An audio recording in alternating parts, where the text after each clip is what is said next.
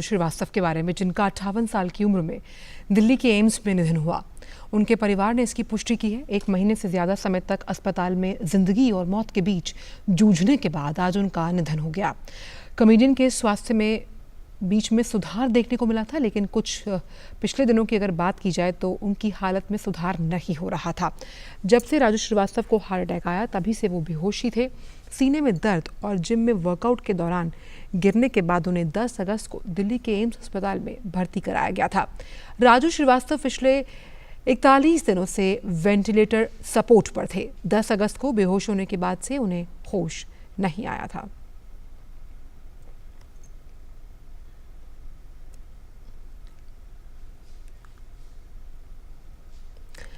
रक्षा मंत्री राजनाथ सिंह ने कॉमेडियन राजू श्रीवास्तव के निधन पर शोक व्यक्त किया है। अपने ट्वीट में राजनाथ सिंह ने कहा, सुप्रसिद्ध हास्य कलाकार राजू श्रीवास्तव जी के निधन से मुझे गहरा दुख हुआ। वह एक मंझे हुए कलाकार होने के साथ साथ बेहद जिंदा दिल इंसान भी थे। सामाजिक क्षेत्र में भी काफ़ी सक्रिय रहते थे। उनके शोकाकुल परिवार एवं प्रशंसकों के प्रति मैं अपनी संवेदना व्यक्त करता हूँ। ओम शांति।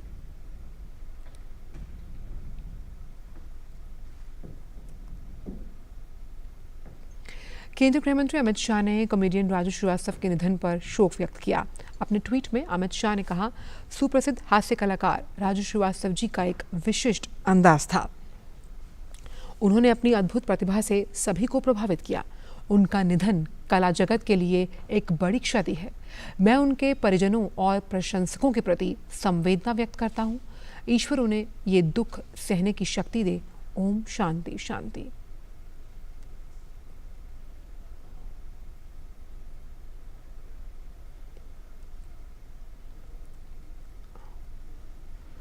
भाजपा अध्यक्ष जेपी नड्डा ने भी हास्य कलाकार राजू श्रीवास्तव जी के निधन पर दुख जताया है। उन्होंने अपने ट्वीट संदेश में कहा, सुप्रसिद्ध हास्य कलाकार श्री राजू श्रीवास्तव जी के निधन का समाचार सुनकर निःशब्द हूँ। राजू श्रीवास्तव जी ने हास्य कला की दुनिया में अपनी एक अलग छाप छोड़ी। शोक की इस घड़ी में मेरी संवेदनाएं उनके परिजनों और प्रशंसकों के साथ। ईश्वर पुण्य आत्मा को अपने श्री चरणों में स्थान प्रदान करे।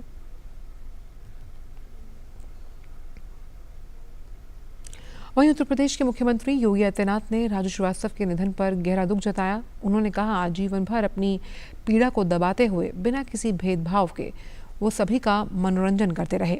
मुख्यमंत्री ने प्रदेशवासियों की ओर से दिवंगत आत्मा की शांति की कामना की।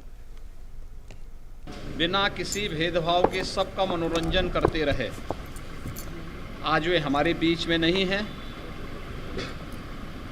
मैं प्रदेशवासियों की ओर से दिवंगत आत्मा की शांति की कामना करता हूं। शोक संतप्त परिजनों के प्रति अपनी संवेदना व्यक्त करता हूं। ईश्वर उन्हें सद्गति प्रदान करे, यही प्रार्थना करता हूं। रुक करते हैं कुछ अन्य खबरों का। देश की राजधानी दिल्ली में बड़ा सड़क हादसा हुआ। सीमापुरी इलाके में एक ट्रक ने डिवाइडर पर सो रहे 6 लोगों को कुचल दिया। दर्दनाक हादसे में 4 लोगों की मौत हो गई, जबकि 2 लोग गंभीर रूप से घायल। घायलों का इलाज चल रहा है। पुलिस के अनुसार 2 लोगों की मौके पर ही मौत हो गई। एक को अस्पताल पहुंचने पर मृत घोषित किया गया और एक अन्य ने इलाज के दौरान दम तोड़ दिया। ट्रक का पता लगाने के लिए कई टीमों का गठन किया गया। पुलिस मामला दर्ज कर जांच में जुट गई। पुलिस के मुताबिक यह हादसा बीती रात करीब 1:45 बजे हुआ।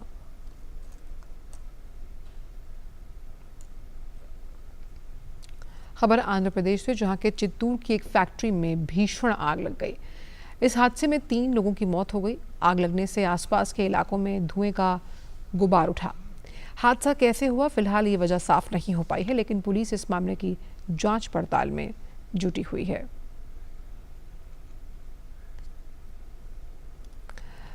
खबर उत्तराखंड के पिथौरागढ़ से, जहां आदि कैलाश यात्रा के लिए 42 पर्यटक खराब मौसम के कारण फंस गए थे।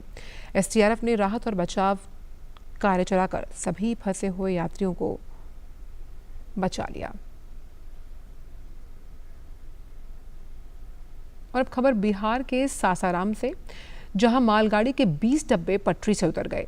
यह हादसा दीनदयाल उपाध्याय रेल डिवीजन के कुमाऊं स्टेशन के पास हुआ। हादसे के चलते कई गया हावड़ा रूट की ट्रेनें प्रभावित हो गई। रेलकर्मी राहत और बचाव कार्य में लगे हुए हैं। इस हादसे में किसी भी तरह के जालमान का नुकसान नहीं हुआ और कई तस्वीरें सामने आई हैं जिसमें देखा जा सकता है कि डब्बे के पार्ट्स और पुर्जे इधर उधर बिखर गए।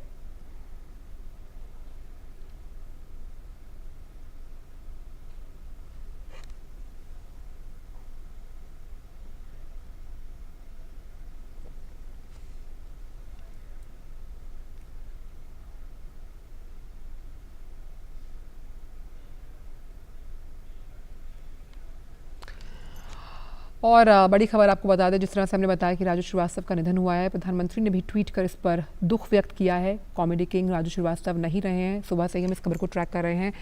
उन्होंने साफ तौर पर कहा है, प्रधानमंत्री का ट्वीट हम आपको पढ़ के बता दें एक बार। Raju Srivastava brighten our lives with laughter, humour and positivity.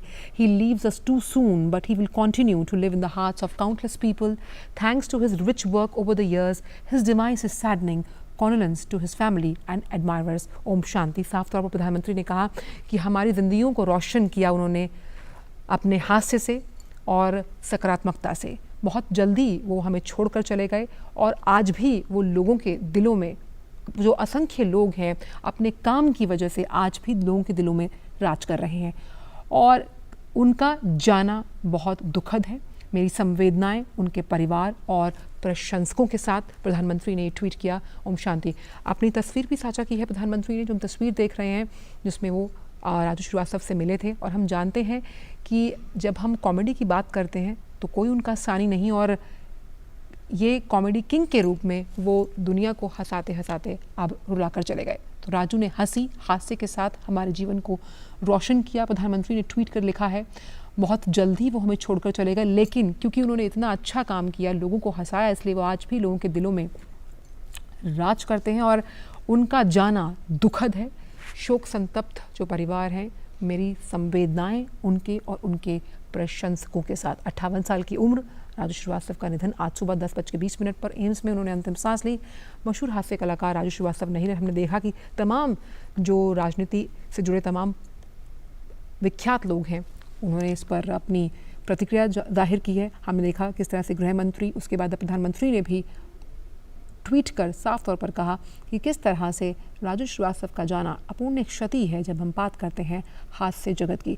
एक ऐसा कलाकार जिसने जीवटता के साथ उन सभी किरदारों को जिया जो किसी बेहद आम आदमी को, आम जीवन की जो समस्याएं हैं, उन्होंने उसको इस तरह से मंच पर प्रसारित किया कि देखने वाला या सुनने वाला सिर्फ हंसेगा. और प्रभावशाली तरीके से उन्होंने अपने हास्य को लोगों तक पहुंचाया. और ये एक ऐसी क्षति है क्योंकि जीवटता के साथ अपनी वाक्पटुता को इस्तेमाल कर, व्यक्त कर लोगों तक उसे पहुंचाना, हंसाना सबसे मुश्किल काम होता है. और यही प्रधानमंत्री ने भी कहा कि राजू ने हंसी और हास्य के साथ, जब आप किसी को हंसाते हैं, आप खुद हंसते हैं, तो आपके आसपास जो ऑरा क्रिएट होता है वो बहुत सकारात्मक होता है.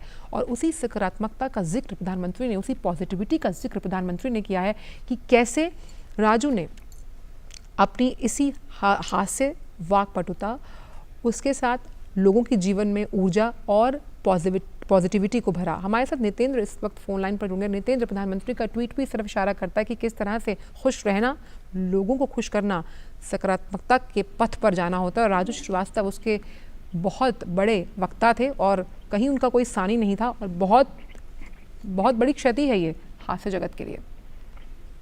निश्चित तौर पे प्रधानमंत्री जिस तरीके से संवेदना व्यक्त की, निश्चित तौर पे ये दर्शाता है कि एक तो खुद को खुश रखना और दूसरे व्यक्ति अगर प्रसन्न रहते हैं आपको देख करके या आपकी जो कला है उससे खुश होते हैं, तो एक बहुत बड़ी बात है.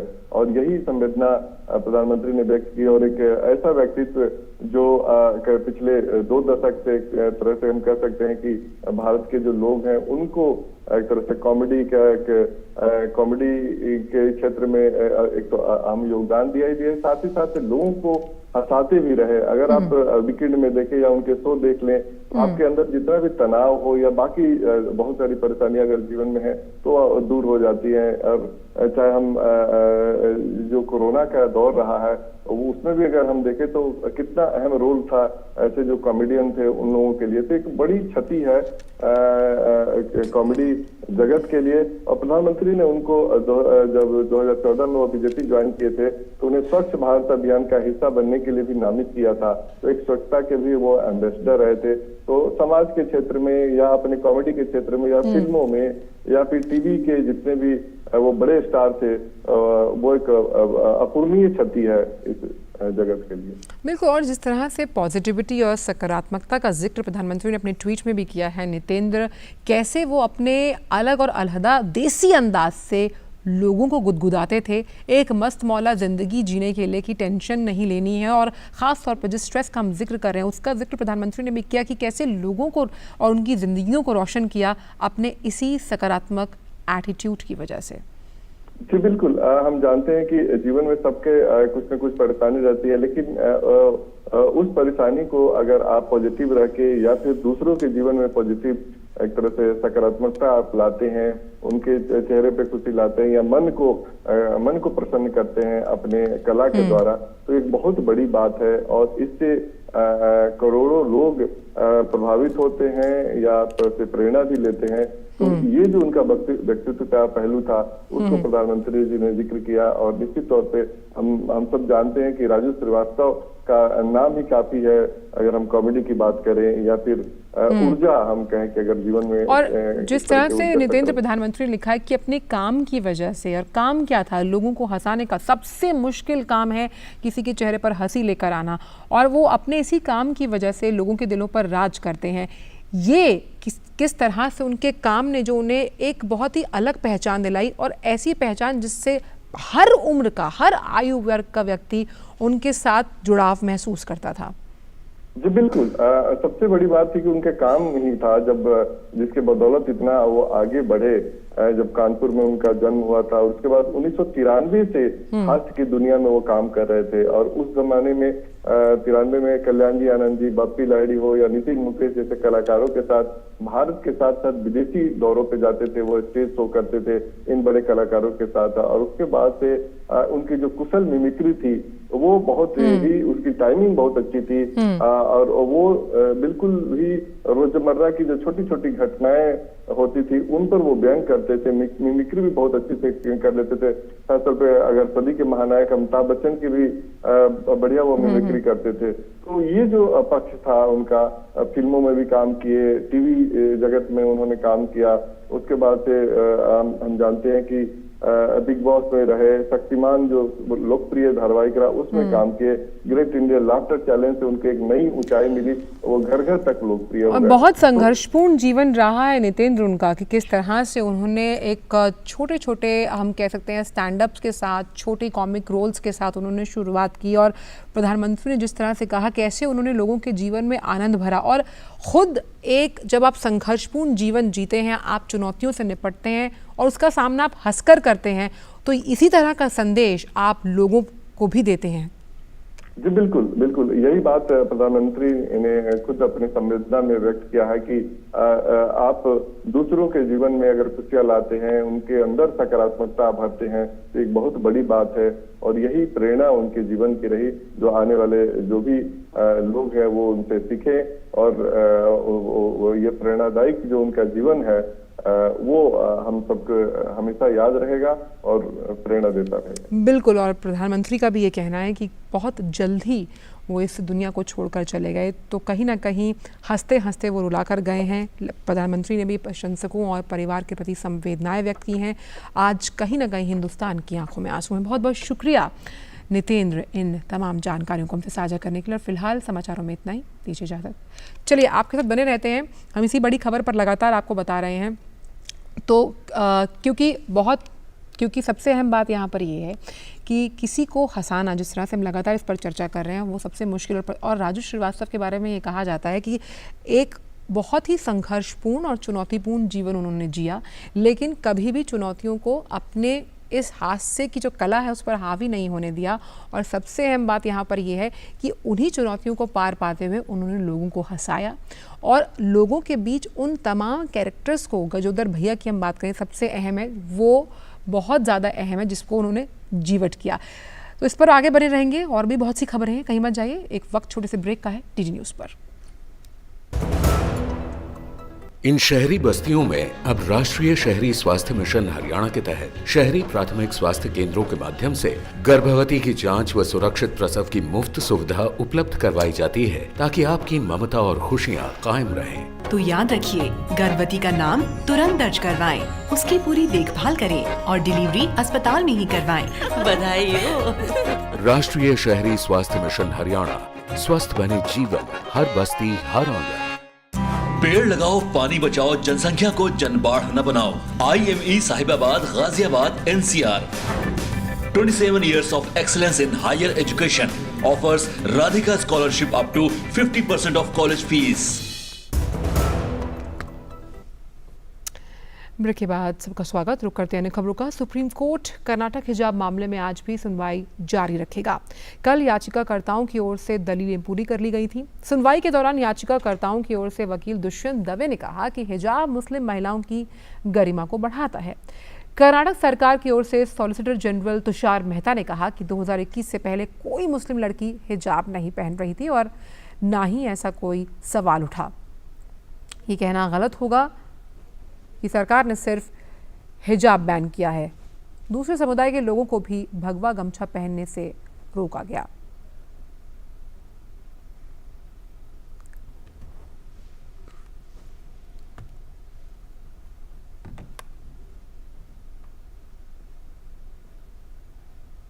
हिजाब मामले पर आज भी सुनवाई जारी है।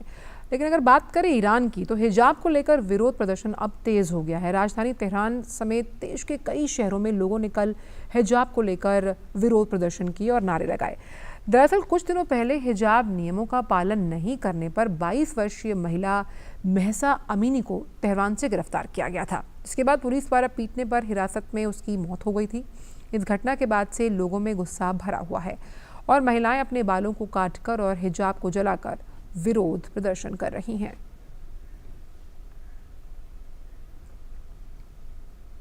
मुंबई की विशेष अदालत ने अमरावती में एक दवा व्यापारी की हत्या के मामले में NIA की जांच को पूरी करने के लिए 90 दिन और देने की मांग को मंजूरी दी। अदालत में NIA ने चार्जशीट दाखिल करने के लिए समय मांगा था। इस मामले में अभी तक 10 लोगों को गिरफ्तार किया गया। गौरतलब है कि 21 जून को अमरावती में फार्मासिस्ट उमेश कोल्हे की हत्या कर दी गई थी। इस मामले में NIA ने बीते दिनों वांछित आरोपी शहीम अहमद फिरोज अहमद की गिरफ्तारी के लिए सूचना देने वाले को 2 लाख रुपए इनाम की घोषणा की। अहमद 2 महीने से फरार है।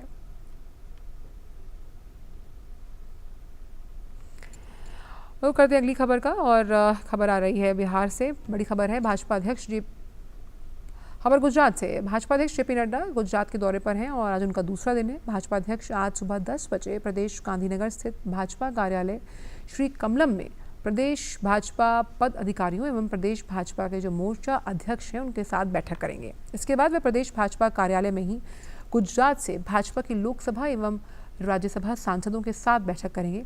दोपहर 1:30 बजे JP नड्डा अहमदाबाद के टैगोर हॉल में प्रोफेसर समिट को भी संबोधित करेंगे।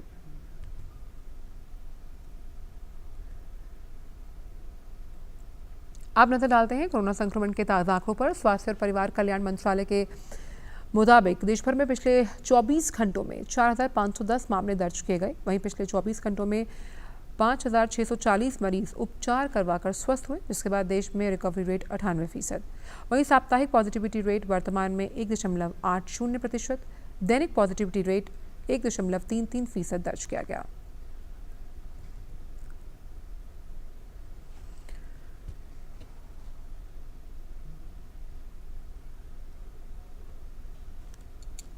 बात अगर टीकाकरण की करें तो देश में इसका आंकड़ा तेजी से बढ़ रहा है। कोविड महामारी के खिलाफ सबसे प्रभावी हथियार के रूप में शुरू किए गए टीकाकरण अभियान के तहत देश में अब तक 216 करोड़ 95 लाख से अधिक टीकों की खुराक दी जा चुकी है। पिछले 24 घंटों में 12 लाख से अधिक कोविड टीके लगाए गए। टीकाकरण अभियान देश में लोगों की कोविड से सुरक्षा का एक महत्वपूर्ण माध्यम है और इसकी उच्च स्तर पर लगातार समीक्षा और निगरानी की जा रही है।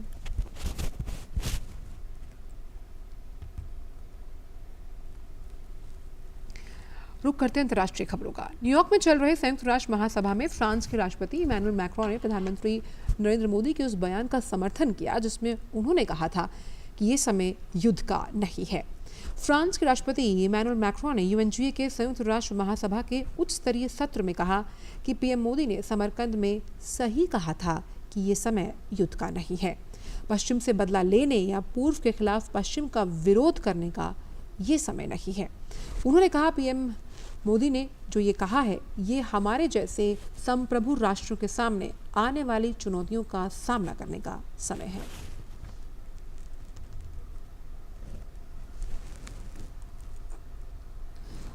उधर अमेरिकी राष्ट्रीय सुरक्षा सलाहकार जैक सुलिवन ने प्रधानमंत्री नरेंद्र मोदी के उस बयान का स्वागत किया जिसमें प्रधानमंत्री ने कहा था कि ये समय युद्ध का नहीं। जैक सुलिवन ने कहा कि पीएम मोदी ने समरकंद में रूसी राष्ट्रपति पुतिन से जो कहा वो पूरी तरह से सही था और अमेरिका इस बयान का स्वागत करता है। What Prime Minister Modi said, a statement of principle on behalf of what he believes is right and just, was very much welcomed by the United States and for the Indian leadership, which has long-standing relationships in Moscow from the very top all the way through the Russian government, to continue to reinforce that message that now is the time for war to end. And the way this war should end is for Russia to abide by the basic terms of the UN Charter and to return the territories that it has seized by force. This is a message that every country, however they feel about Russia, Ukraine, the United States, everyone should be able to center around this basic proposition. विदेश मंत्री S Jaishankar ने France के राष्ट्रपति Emmanuel Macron से मुलाकात की। उन्होंने tweet किया कि न्यूयॉर्क में कुछ स्तरीय क्रॉस रीजनल ग्रुपिंग की मेजबानी के लिए फ्रांस के राष्ट्रपति से मुलाकात का धन्यवाद। यूक्रेन में संघर्ष और ग्लोबल साउथ के लिए इसके आशय पर केंद्रित चर्चाएं हुई और इस चुनौतीपूर्ण समय में G20 के महत्व पर भी बातचीत हुई है।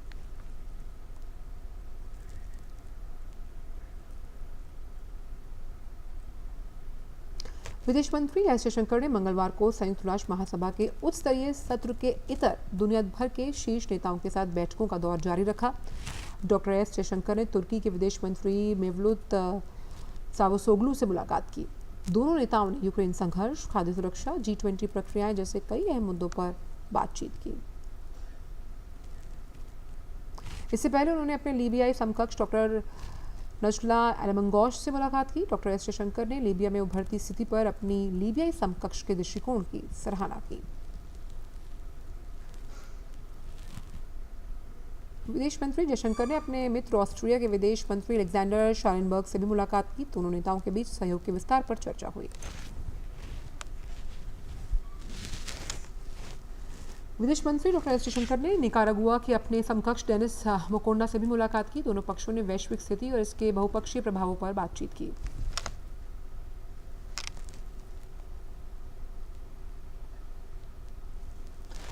डॉक्टर जयशंकर ने कोमोरोस के राष्ट्रपति अजाली असोमानी से भी मुलाकात की। विदेश मंत्री ने कोविड-19 और डेंगू से निपटने में भारत की सफलता को लेकर राष्ट्रपति असोमानी की सराहना का स्वागत किया। दोनों नेताओं के बीच विकास साझेदारी को आगे बढ़ाने और समुद्री सुरक्षा पर मिलकर काम करने को लेकर चर्चा हुई।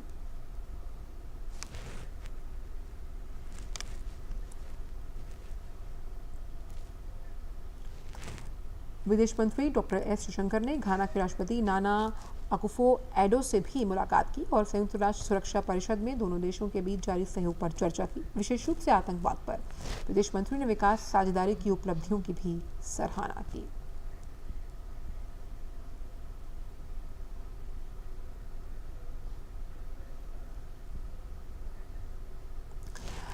बड़ी खबर का रुख कर लेते हैं। पुतिन ने रूस में आंशिक सैन्य लामबंदी की घोषणा की है। ये बड़ी खबर आ रही है रूस से। उन्होंने कहा है कि केवल सैन्य भंडार में और रूसी सेना में सेवा करने वाले और प्रासंगिक अनुभव रखने वाले लोग ही भर्ती के अधीन होंगे। व्लादिमीर पुतिन ने कहा, आज से शुरू होगी लामबंदी की गतिविधियां। डिक्री पर हस्ताक्षर हो चुके हैं। रूसी राष्ट्रपति व्लादिमीर पुतिन ने राष्ट्र के नाम अपने एक विशेष संबोधन में कहा कि पश्चिम अमेरिका, यूरोप ने सीमा पार कर ली है। पश्चिम रूस को कमजोर करने, विभाजित करने और नष्ट करने की अपील कर रहा है।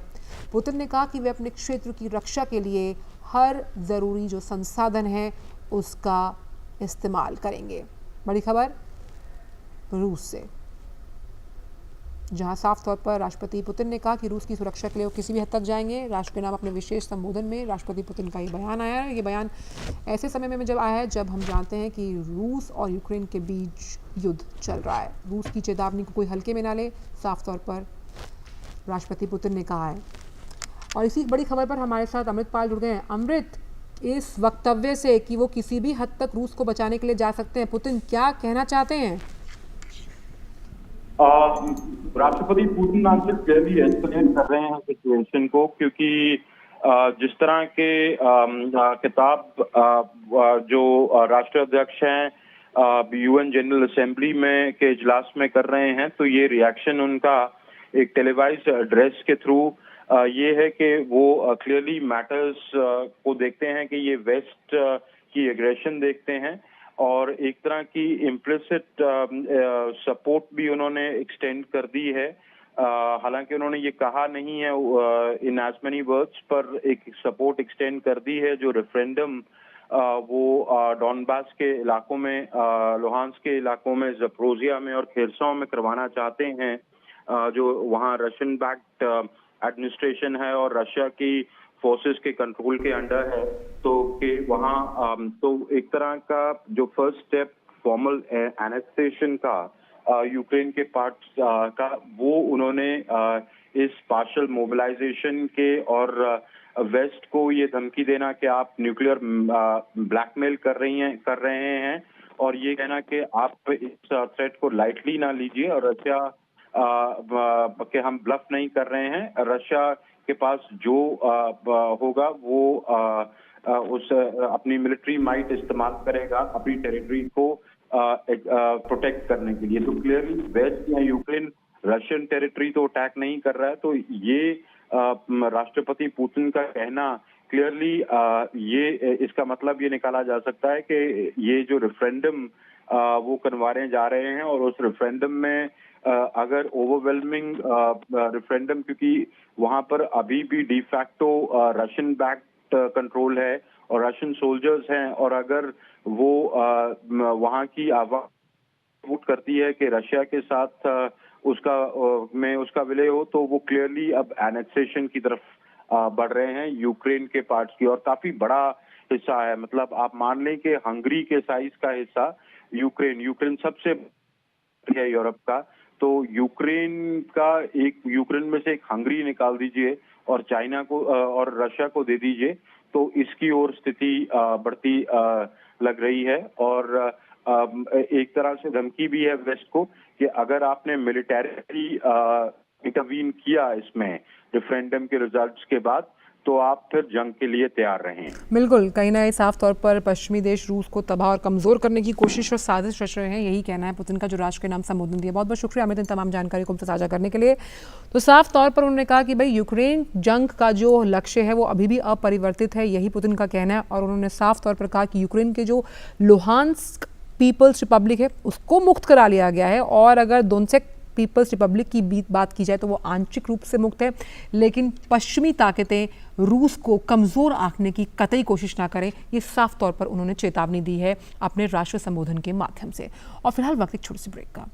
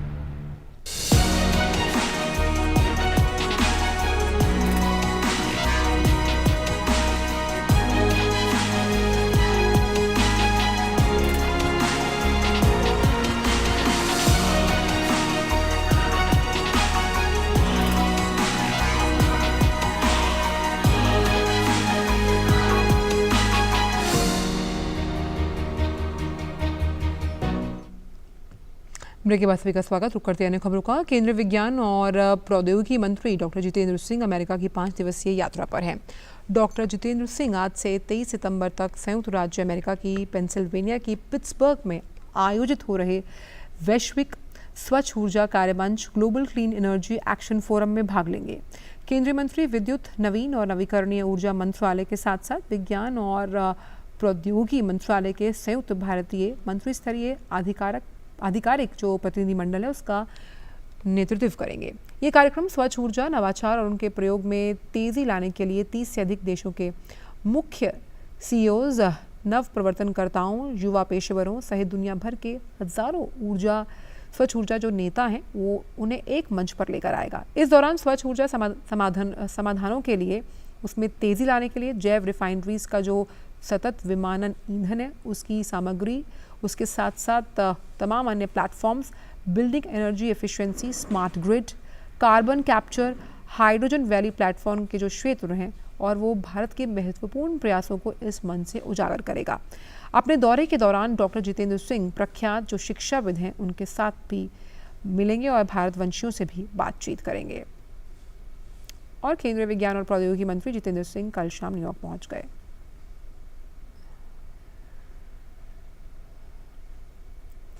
वहीं विदेश राज्य मंत्री वी मुरलीधरन आज से 22 सितंबर तक जिबूती का आधिकारिक दौरा करेंगे। यात्रा के दौरान विदेश राज्य मंत्री जिबूती के प्रधानमंत्री अब्दुल कादर आमिल मोहम्मद से मुलाकात करेंगे। वी मुरलीधरन जिबूती के विदेश मंत्री महमूद अली यूसुफ और अन्य गणमान्य व्यक्तियों के साथ पारस्परिक हित के द्विपक्षीय, क्षेत्रीय और अंतर्राष्ट्रीय मुद्दों पर भी बातचीत करेंगे। अपने दौरे के दौरान विदेश राज्य मंत्री जिबूती में भारतीय समुदाय के साथ भी बातचीत करेंगे। विदेश मंत्रालय के अनुसार उनकी इस यात्रा के दौरान भारत और जिबूती के बीच राजनयिक और आधिकारिक सेवा पासपोर्ट धारकों के लिए वीज़ा छूट देने को लेकर एक समझौते पर हस्ताक्षर किए जाएंगे। भारत और जिबूती के बीच मैत्रीपूर्ण संबंध हैं।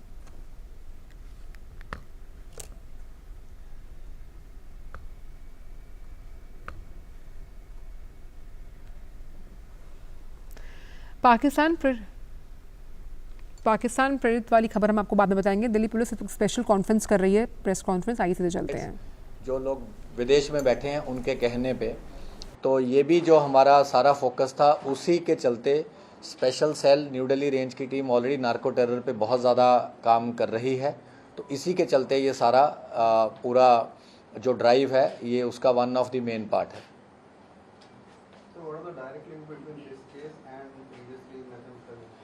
मैथेम्फेटामिन भी जो रिकवरी थी इन दोनों के मुस्तफ़ा स्टैनिक्ज़ाई और हिमोला रहीमी के इंस्टेंस पे हुई है। इस वाली ड्रग की भी जो रिकवरी है इन दोनों के इंस्टेंस पे हुई है। ये central India, northern India, western India आप समझ सकते हैं 345 किलो हेरोइन है। और अगर नोट करते हैं जैसे जो इसके एंड रिटेल लेवल पे जो काफ़ी लोग इसका सेवन करते हैं तो वो तो 1 ग्राम को भी 10-10 में स्प्लिट करके करते हैं। तो इसकी तो फिर आगे फर्दर डिस्ट्रीब्यूशन बड़ी रिटेल लेवल पे है और बड़े लोग हैं जिनकी ज़िंदगियां जो घर बर्बाद हो गए। तो आई वुड से कि ये जो दोनों सीजर्स हैं they are a very big positive step in preventing damage to lot of families and their individuals' lives. Is there a pattern to the drug feature in the Murga port, sir, and these two features which you have done, sir?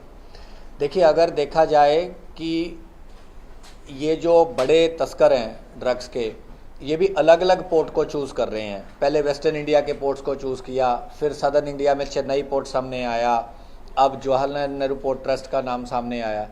तो अलग अलग port से कोशिश करते हैं अलग अलग तरीके से अलग अलग चीज़ों में कंसील करके, और ये कोशिश ये भी करते हैं जैसा कि यहाँ भी हमने देखा इसमें भी एक्सट्रैक्शन करनी थी फर्दर इन्होंने, तो काफ़ी बार ये अलग अलग चीज़ों में उसको मिक्स करते हैं और इनको पता होता है कैसे उसको एक्सट्रैक्ट करना है। अब अगर किसी चीज़ का वॉल्यूम बाय वेट 99% है और ड्रग 1%, तो इतना ईजी नहीं है किसी भी एजेंसी को जान पाना कि उसमें ड्रग है कि नहीं है। तो इतनी लो क्वांटिटी 1-2% रखते हैं और इनको पता रहता है कि कौन सी कंसाइनमेंट में ये है।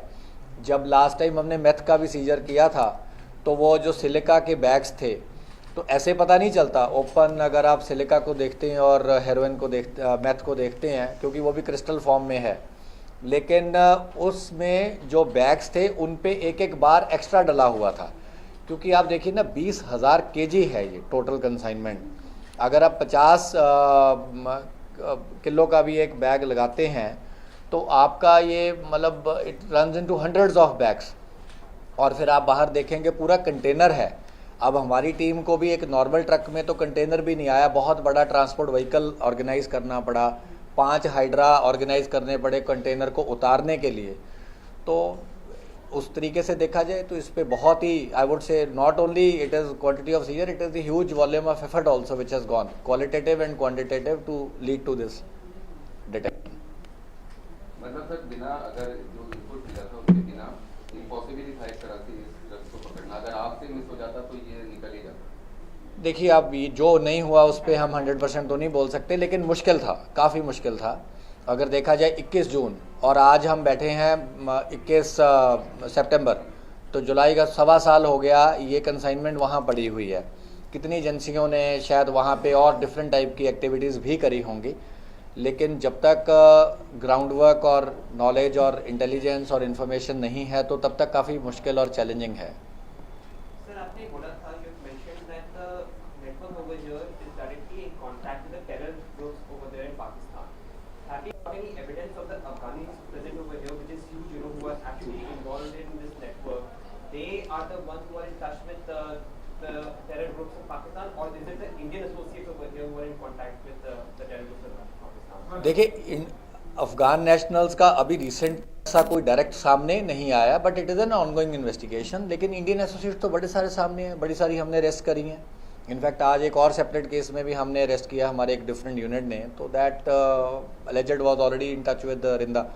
तो ऐसा नहीं है, तो ये तो एक बड़ा ही डायनामिक काम है। रोज़ इसके कंटूर्स बदलते हैं, रोज़ नई इन्फॉर्मेशन मिलती है, तो जो भी आती है उसके तहत हम कार्रवाई करते हैं। Thank you. वो कंटेनर ही है, वो कंटेनर का ही लेना तो पड़ेगा। आप सुन रहे हैं दिल्ली पुलिस की स्पेशल सेल की प्रेस कॉन्फ्रेंस, जहां पर भारी मात्रा में हेरोइन को सीज किया गया। इस पर बात करने के लिए हमारे साथ हमारे संवाददाता नीरज सिंह जुड़े हुए। नीरज, बहुत बड़ा कंसाइनमेंट जो दिल्ली पुलिस के स्पेशल सेल ने पकड़ा है, कई जिंदगियां जो इस ड्रग्स को लेने के बाद नेस्तो नाबूद हो सकती थी, बर्बाद हो सकती थी, वो बचाई जा सकेंगी। देखिए बिल्कुल बचाई जा सकेंगी। और आपने देखा भी होगा कि एक बड़ा कंसाइनमेंट है, मुंबई से ये पकड़ा गया और 22 टन हेरोइन है, जिसकी इंटरनेशनल बाज़ार में अगर कीमत आप देखें तो 1700 करोड़ से भी ज़्यादा की कीमत है। तो कितना बड़ा कंसाइनमेंट है आप समझ सकती हैं। और दिल्ली पुलिस की स्पेशल सेल की अगर हम बात करें तो पिछले कुछ समय से लगातार इस तरह की छापेमारी की कार्रवाई स्पेशल सेल कर रही है। ख़ासतौर से जो नशे के कारोबार में जो कारोबारी उतरे हुए हैं, काला जो कारोबार है उसको अंजाम दे रहे हैं और बड़ी मात्रा में जो युवा है उसको नशे में ढकेल रहे हैं, तो उनके खिलाफ लगातार स्पेशल सेल अभियान चलाए हुए हैं। 2 हफ्ते पहले भी आपको पता होगा कि ग्रेटर नोएडा से भी 30 करोड़ की हेरोइन और जो नशीला पदार्थ है वो स्पेशल सेल ने बरामद किया था। दिल्ली को अगर ओवरऑल देखें तो पिछले 1 से 1.5 साल के अंदर दिल्ली की पुलिस ने और इसके अलावा स्पेशल सेल ने बड़े पैमाने पर नशे का जो कारोबार करने वाले लोग हैं उन पर शिकंजा कसा है। बड़ी सारी जो गिरफ्तारियां हैं वो की हैं। कई ऐसे जो नशे के कारोबार करने वाले जो लोग हैं उनको गिरफ्तार किया है, जो खासतौर से पंजाब, हरियाणा, गुजरात इधर से नशे की खेप को लाकर देश के अलग अलग हिस्सों में बेचने की फिराक में रहते थे। मुंबई से भी ये जो खेप पकड़ी गई है, इसके पीछे स्पेशल सेल लगातार लगी हुई थी। जो पिछली गिरफ्तारियां हुई हैं उन्हीं के आधार पर इनपुट स्पेशल सेल को मिला था और उसके बाद ये बड़ी कार्रवाई हुई है, जब 1700 करोड़ से ज़्यादा की जो ड्रग्स है आंचल स्पेशल सेल ने बरामद किए।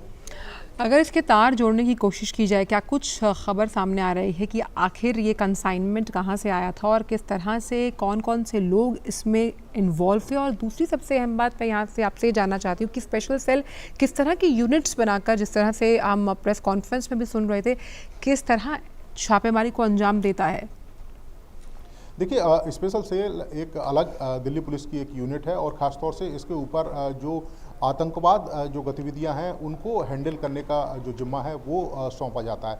अब स्पेशल सेल को ये पता लगा था कि जो टेररिस्ट जो लोग हैं वो नशे के कारोबार में उतरे हुए हैं और नशे के कारोबार से जो रकम बड़े पैमाने पर बरामद होती है, उस रकम का जो इस्तेमाल है वो आतंकवाद फैलाने के लिए या बड़ी घटनाओं को अंजाम देने के लिए या जो अपराधी हैं, आतंकवादी हैं, उनको पैसा का पेमेंट देने के लिए ये नशे के कारोबार में उतरे हुए हैं।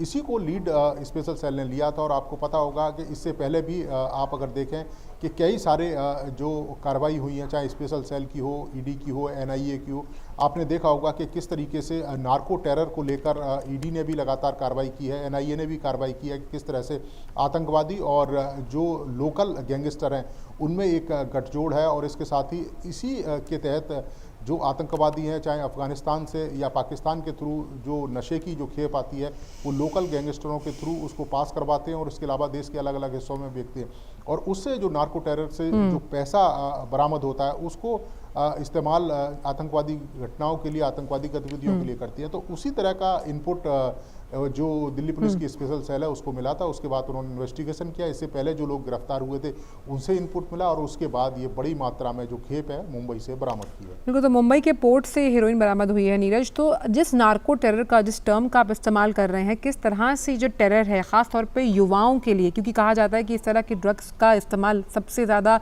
जो आने वाली पौध है, युवा हैं, उन्हें या उनकी नस्ल को ख़राब करने के लिए किया जाता है। तो उस लिहाज से अगर देखा जाए तो पहले भी 1200 करोड़ से ज़्यादा की ये खेप जो पकड़ी गई थी, तो बहुत ही बड़ा वार नशे के बाज़ार पर। देखिए, बिल्कुल बड़ा वार है और इसे हम सिर्फ स्पेशल सेल तक ही सीमित नहीं करेंगे। आंचल, आपने देखा होगा कि नशे के कारोबार के खिलाफ कई सारी देश की जो एजेंसियां हैं वो लगातार काम कर रही हैं। आपको याद होगा कि गृह मंत्री एक कार्यक्रम में मौजूद थे और एनसीबी ने एक बड़े पैमाने पर जो नशे की जो खेप है उसको नष्ट किया था। तो कहीं ना कहीं जो तमाम एजेंसियां हैं वो कोऑर्डिनेशन के साथ काम कर रही हैं नशे के खिलाफ। दिल्ली पुलिस लगातार काम कर रही है। इससे पहले भी जो पुलिस कमिश्नर थे उन्होंने नशे के खिलाफ काफ़ी सारी कार्रवाई की थी। कई सारे जो आतंकवादी हैं और उसके अलावा कई सारे जो नशे के कारोबारी हैं उनको गिरफ्तार किया था। तो एक कोऑर्डिनेशन के साथ लगातार जो काम है वो पूरे देश में चल रहा है और बड़े पैमाने पर जो नशे के कारोबार करने वाले लोग हैं वो गिरफ्तार हो रहे हैं और बड़े पैमाने पर जो नशीले पदार्थ हैं उनको भी बरामद किया जा रहा है।